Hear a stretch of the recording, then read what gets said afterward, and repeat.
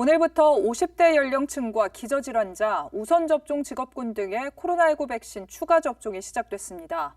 대구에선 최근 요양병원 집단 감염과 사망자 발생이 잇따르고 있는데 방역당국은 부스터샷을 서둘러 요양병원의 감염 확산을 차단하고 위중증 발생도 줄이는 데 주력할 방침입니다. 우성문 기자가 보도합니다.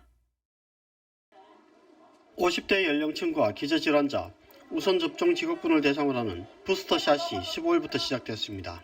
부스터샷은 백신 효과를 보강하기 위해 기본 접종을 완료한 지 6개월이 지난 이후 이루어지며 위탁 의료기관에서 mRNA 계열인 화이자 또는 모더나 백신으로 접종받게 됩니다.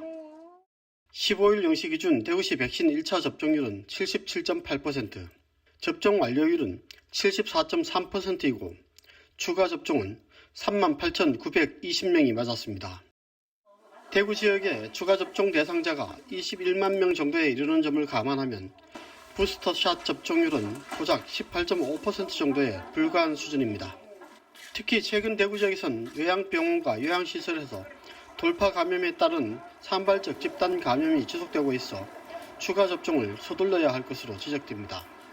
전문가들은 요양병원 환자의 경우 기저질환 등의 이유로 백신 미접종 고령 환자가 많아 위중증이나 사망 발생률을 낮추기 위해 추가 접종의 중요성을 강조합니다.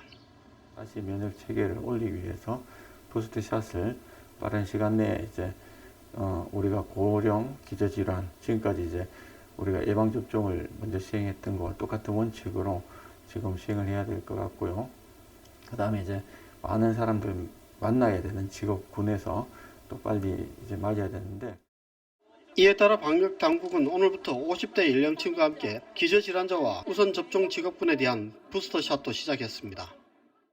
우선 접종 직업군은 코로나19 1차 대응 요원, 경찰, 소방, 군인 등 사회 필수 인력, 특수교육, 보육, 보건교사와 어린이집 간호 인력, 돌봄 종사자, 의원급 의료기관 약국 종사자 등입니다. 의료기관에 남아있는 잔여 백신을 이용하는 추가 접종은 지난 1일부터, 네이버와 카카오 등 SNS 당일 예약을 통한 추가 접종은 지난 12일부터 시작했습니다. BTV 뉴스 우성문입니다.